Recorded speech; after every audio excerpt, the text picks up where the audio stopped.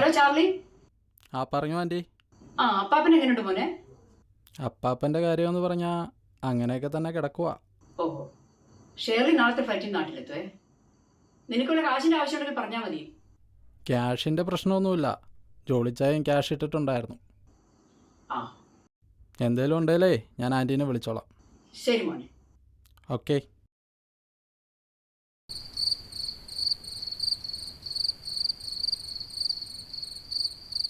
Day, എന്നാൽ ഈ നമ്പീശൻ്റെ ഒരു കാര്യം 10,500 രൂപയിൽ തീരണ്ട കേസ് കേട്ടാ. ഇപ്പം ജോലിയും കളഞ്ഞ് ജയിലിലേക്ക് കയറിയപ്പോൾ സമാധാനമായി. ഞാനുണ്ടായിരുന്നെങ്കിൽ ഇതൊന്നും നടക്കില്ലായിരുന്നേ. നിങ്ങളോടുണ്ടായിരുന്നോ? നാട് വിട്ടു പോയില്ലേ? അത് ശരി, ഇപ്പം എൻ്റെ കുഴപ്പമായ.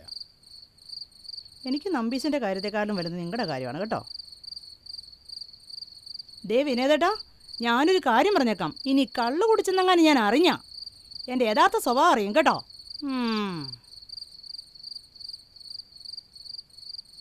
പറഞ്ഞ് അവൾ വീണ്ടും കള്ളിലേക്ക് വന്നല്ല. എടി, ഞാൻ കള്ളു കുടിക്കലെന്ന് പറഞ്ഞാൽ കുടിക്കലെന്ന് മനസ്സിലായില്ലേ? നീങ്ങ വന്നേ. എന്താ ഇങ്ങ വാ, ഇവിടെ ഇരി. എന്താ സമയം എന്തായെന്ന് വല്ലതാ? എന്തായി? 11 മണിയായി. അതിന് കിടക്കണ്ടേ? കിടന്നോ? അതെല്ലാം നമുക്ക് കിടക്കുന്നു. ഞാൻ ലൈറ്റ് ഓഫ് ചെയ്യും.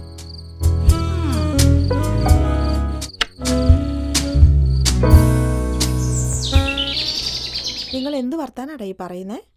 പിന്നെ പറയാതെ. എടി, ഞങ്ങൾ എന്ത് കഷ്ടപ്പെട്ടാണ് അവന്മാരിരിക്കുന്ന ഒളിത്താവളം നിനക്ക് കണ്ടുപിടിച്ച് തന്നതെന്നറിയാവോ? എന്നിട്ട് നീ അവരെ വെറുതെ വിട്ടില്ലേ?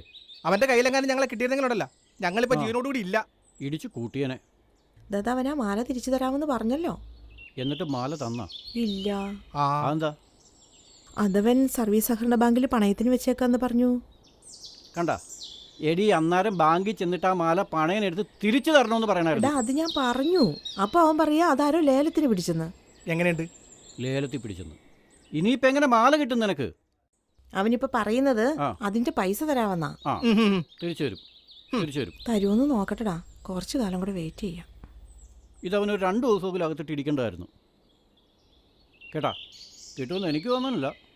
ഇനിയിപ്പോൾ പൈസ എങ്ങനെ മേടിക്കാമെന്നാണ് നിന്റെ പ്ലാൻ? 1 മാസം കൂടെ നമുക്ക് വെയിറ്റ് ചെയ്യാം. എന്നിട്ടും തന്നില്ലെങ്കിൽ കേസ് കൊടുക്കാം.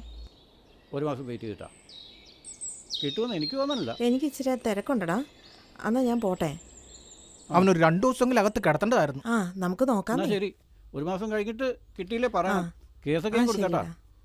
നിന്നെ വിശ്വസിക്കാവാ? അതാ അന്നത്തെ പോലെ ആകുവാ. എന്നാ ഞാൻ പോട്ടെ. പിന്നെ കാശ് തന്നില്ലേ പറയണം. പറയാം. ഞങ്ങളുണ്ട് ഇവിടെ കേട്ടാ. വേറെ എങ്ങും പോയല്ല. അവള് നമ്മൾ ഒഴിവാക്കി പോയതാണോ? ആയിരിക്കുവാ. അല്ല. എങ്കിലും അവിടെ എന്തോ ഒരു മിസ്റ്റേക്ക് ഉണ്ടല്ലോടാ. എന്തോ ഒരു കൊനിഷ്ഠ മണക്കണുണ്ട്. എന്തോ മിസ്റ്റേക്ക് ഉണ്ട്.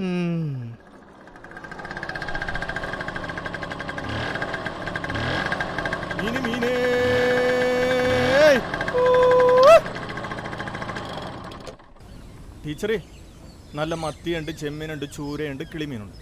എന്താണ് വേണ്ടത്? ചെമ്മീൻ എടുത്തോ.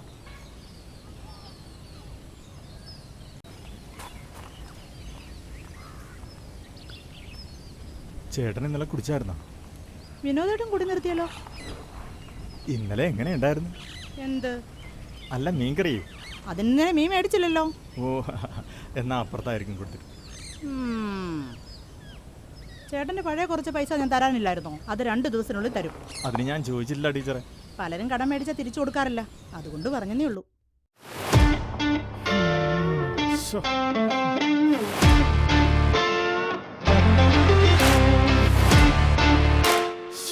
ഇതൊന്നും നടക്കുമെന്ന് തോന്നുന്നില്ല.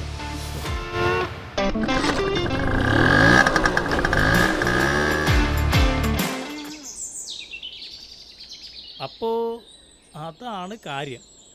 ഈ 10 പവൻ്റെ ഈ മുതല് വെറുതെ കൊടുക്കുമെന്ന് എനിക്ക് തോന്നുന്നില്ല. അതല്ലേ ഞങ്ങൾക്ക് സംശയം തോന്നിയത്. എനിക്ക് സംശയം തോന്നി. എടാ സുജി, ഏകദേശം ഈ ഒരു ഇപ്പോഴത്തെ മാർക്കറ്റ് വാല്യൂ അനുസരിച്ചിട്ട് ഒരു 5 ലക്ഷം രൂപയുടെ വാല്യൂ കാണിക്കുന്നു. പിന്നെ വരും. ഇതിന്റെ പിന്നിലെ ആരുടെയൊക്കെയോ കളിയുണ്ട്. അത് എനിക്ക് ആദ്യം മുതലേ സംശയം ഉണ്ടായിരുന്നു. നമ്മളും അതിലെ ബോർഡ് മെമ്പർ അല്ലേ? അങ്ങനെയാണെങ്കിൽ ഷുവറായിട്ട് ഈ സാധനം ഞാൻ കണ്ടുപിടിച്ചിരിക്കും. എന്തായാലും ഇവളെ അവനെയും കൂടി ഞാനൊരു ദിവസം മുറിക്കാത്തിട്ട് പൂട്ടും. ആ അത് മാത്രമല്ല, നാട്ടുകാരെ വിളിച്ച് കാണിക്കുകയും ചെയ്യും. എന്നത് ഉണ്ട താടിയും വെച്ച് നടക്കുകയാണ്. ഇവനൊന്നും ഒരു ബുദ്ധിയില്ലടാ.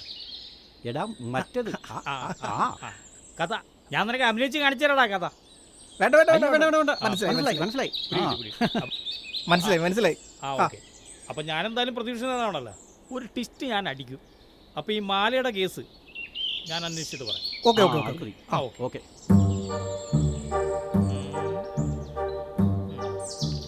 ഏട്ടാ എടാ, ഈ 2 മാസം കഴിഞ്ഞാൽ ഇലക്ഷൻ ആണെന്നുള്ള അറിയാം, കാര്യം അറിയാം. അറിയാം.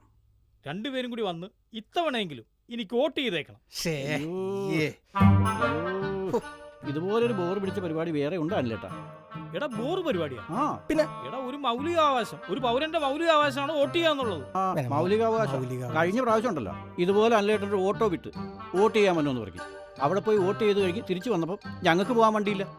ഇവൻ ബഹളം വെച്ച് വണ്ടിയില്ലാതെ പോകുകയെന്ന് പറഞ്ഞപ്പോഴേ ചേട്ടന്റെ കൂടെ വന്ന മൊട്ടത്തലേനില്ലേ ഇവനെ നോക്കി കാണിച്ചു. ഒരു ഷഡ്ഡി പോലും ഇട്ടിട്ടില്ലായിരുന്നു അവൻ. ആ എന്നാ അവൻ സ്വതന്ത്ര സ്ഥാനാർത്ഥി. ഞങ്ങളുടെ പാർട്ടിക്കാരനല്ല അവൻ. അത് നിന്റെ തെറ്റിദ്ധാരണ. ആരായാലും അന്ന് വെറുത്തവ ഞങ്ങൾ. ആ എടാ, ഇത്തവണ അങ്ങനെയൊന്നും ഉണ്ടാവില്ല. നിങ്ങൾക്ക് പോകാനുള്ള വണ്ടി ഞാൻ റെഡിയാക്കി തരാം. അല്ലേട്ടൊരു കാര്യം അറിയാവാ, ആ. ഈ യൂറോപ്പിലൊക്കെ പഞ്ചായത്ത് ഇലക്ഷൻ നടക്കുമ്പോണ്ടല്ലോ അവിടെയുള്ള ആൾക്കാരെ വോട്ട് ചെയ്യാൻ കൊണ്ടുപോകുന്നതേ KURTCയുടെ ലോ ഫ്ലോർ AC ബസ്സിലാ. യൂറോപ്പില ആ യൂറോപ്പിൽ. എന്നിട്ട് വോട്ട് ചെയ്ത് കഴിയുമ്പോൾ ഉണ്ടല്ലോ ഇവർക്ക് അവിടുത്തെ കടയിൽ കയറ്റിയിട്ട് പൊറോട്ടയും ചിക്കൻ കറിയും മേടിച്ചു കൊടുക്കും. ആ അത് കഴിഞ്ഞിട്ട് അന്നത്തെ പണിക്കൂലി 1500 രൂപയും കൊടുക്കും. രൂപയല്ല, ദർഹം. ആ ദർഹം കൊടുക്കും. ആ യൂറോപ്പിലൊക്കെ ദർഹ. ദർഹം കൊടുക്കും. ആ അപ്പോൾ ഒരു കാര്യം ഞാൻ പറയാം. നിങ്ങൾക്ക് പോകാനുള്ള KURTCയുടെ ലോ ഫ്ലോറിന്റെ സത്യന്റെ ഓട്ടോ, സത്യേട്ടന്റെ ഓട്ടോ. സത്യത്തിന്റെ low flow low low flow flow. ബജാജിന്റെ ആണല്ലോ ലോ ഫ്ലോർ. ബജാജ് ആണല്ലോ ലോ ഫ്ലോർ. അത് ഞാൻ അറേഞ്ച് ചെയ്തിരിക്കും. പിന്നെ പൊറോട്ടയും പൊറോട്ടയും പൊറോട്ടയും ചിക്കനും ആ ഹാ ഹാ ചിക്കനാ? ചാറ്, ആഹാ. ചിക്കന്റെ ചാറ് ഒഴിച്ചിട്ട് പൊറോട്ട വേണ്ട അതും മേടിച്ചു തരും. വേണ്ട. പിന്നെ 1500 രൂപ അതാണ് അതാണ് അത് ഞാൻ തരില്ല. അതില്ല.